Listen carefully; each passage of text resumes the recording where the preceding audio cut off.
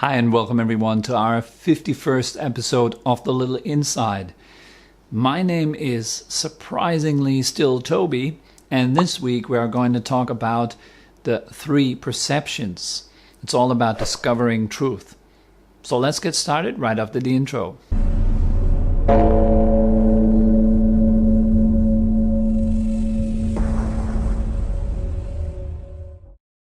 Suffering, stress, tension is something that is all pervasive within our minds. So an evidence for that would be our constant looking for new pleasures and our constant avoiding of pain. If you, for example, look at the way you are sitting right now and that your body behaves, then you will notice that you constantly have to change your physical posture. That is an evidence that your body is naturally not constantly giving you comfort, but quite the opposite. It's always kind of creating some pain, which then has to eventually be changed by shifting your posture.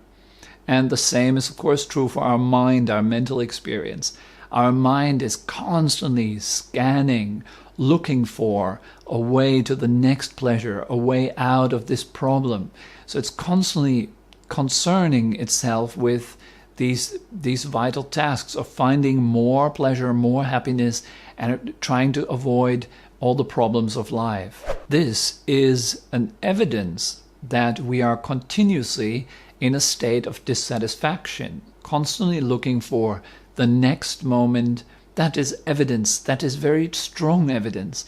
The mind is constantly looking for the next thing to do, the next moment. That must mean that this moment is perceived as being something that is not satisfying, that is not enough, that doesn't fulfill us, it doesn't give us happiness. Even if you have some happiness in your life and you experience a high, an emotional high state, even that, it doesn't last.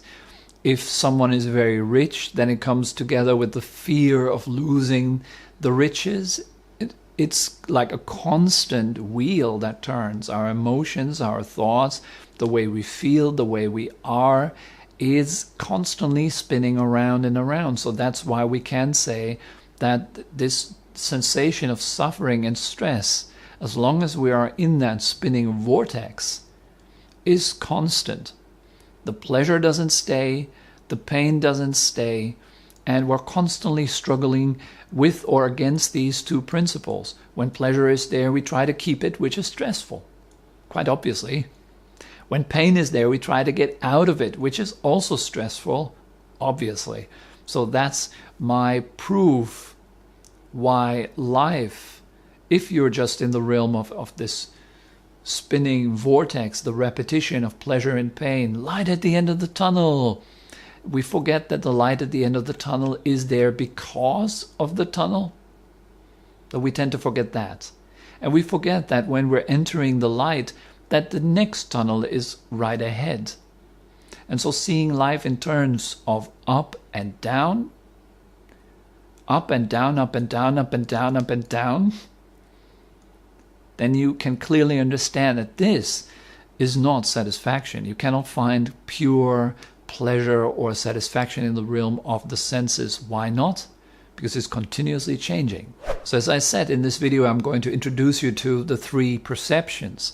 These three perceptions, they are there to help us to overcome stress and suffering, to find something that is deeper, that is more reliable, other than that ever-changing world of the senses and the mind. So let's get started with the first one of those three aspects, so the three perceptions, which is, the Pali word for it is anicca, which means something like impermanence or momentariness, something that doesn't last.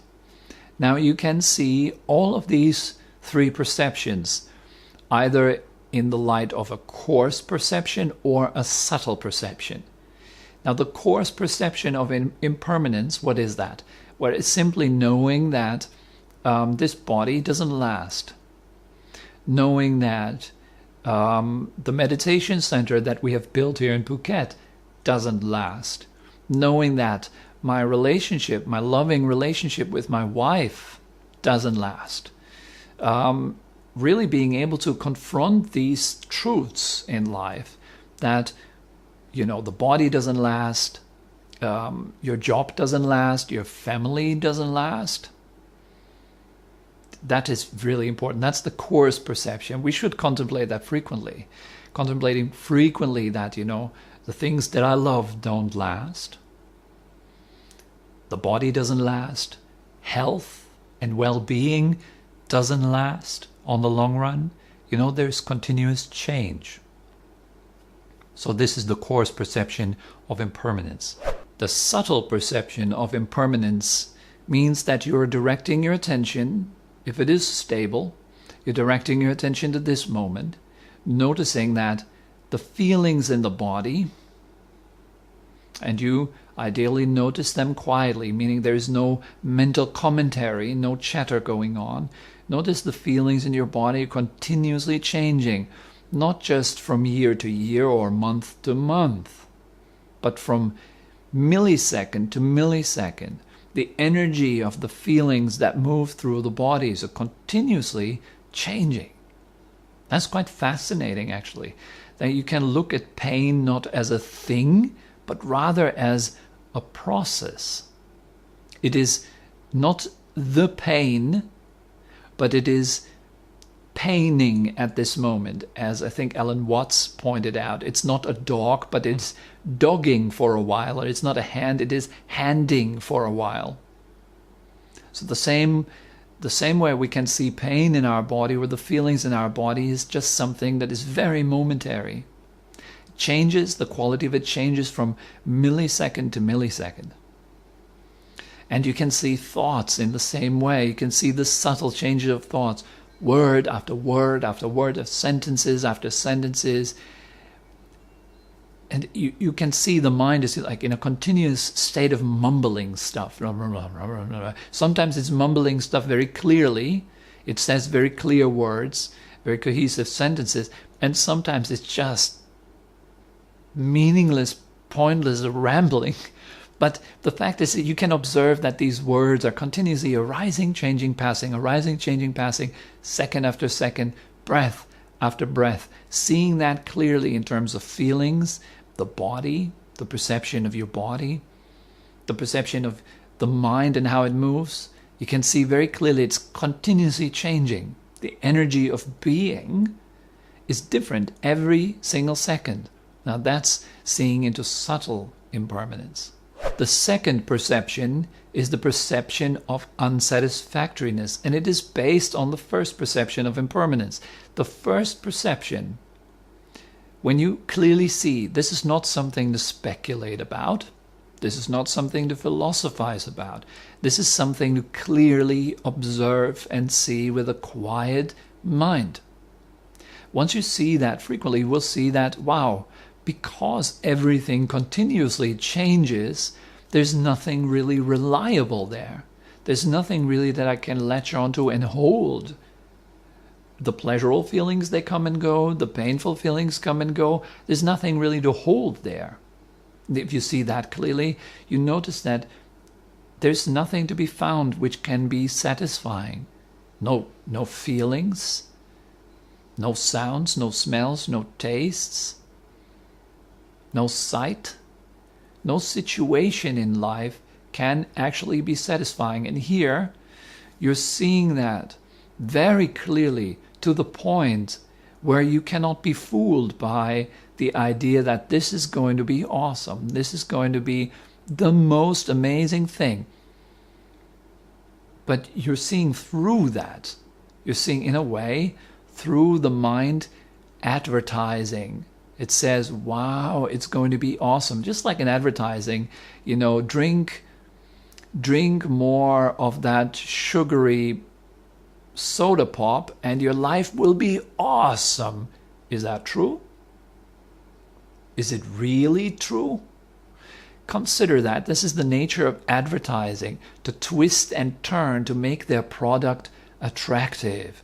And that's what the mind does too. It makes the future and the past in ways attractive. Wow, the future is going to be awesome. It's going to be amazing. Once you get that thing, You'll be totally fine. Once there'll be retirement, you'll be totally fine. Once you get that job, you'll be fine for the rest of the days. Or once you make that decision, you're going to be doomed. If you make one more wrong decision, this is it. You're going to die. This is going to be the end of life. Doomsday. So we usually kind of exaggerate like this because we don't see through it. We don't see the impermanence, and we don't see that none of that is actually worth chasing because it is not satisfying. It doesn't really give us happiness. And when you can see that really for the first time deeply, well, then you detach. And then you can find something which is way more reliable, an inner or a true happiness that arises from within you. That is not a dependent happiness, dependent on changing circumstances. You're becoming free. Your happiness becomes self-sustainable. It becomes free. It's not depending on the world anymore. And that's a very good thing. So we don't want to say, oh God, everything is unsatisfying and everything is suffering and everything is bad. And since I'm a Buddhist, now I have to accept that everything is like that. That's rubbish. You don't have to accept it. This is not about philosophy or making someone's view and opinion your own opinion and view. This is about seeing very clearly into your own mind and into your own body and understanding its laws and mechanics, and understanding that in terms of making you happy, everything that changes will fail. That's for sure. The third perception is anatta, which means something like not self. To make it a bit more simple, we can say not me, not mine. So what is it that is not me and not mine? The Buddha asked 3 questions. I'm just going to recount that in my own words. Now, the first thing that the Buddha asked was, do composed phenomena last, or are they subject to change? That's the impermanence question. And well, all the students answered, well, they are subject to change. They are momentary. Then the Buddha continued to ask, is what is momentary satisfying or not satisfying? Or he said, is it easeful or is it stressful? That's probably a better translation. Is what is constantly changing easeful or stressful? Well, the answer is obviously stressful. And then he goes to the third question.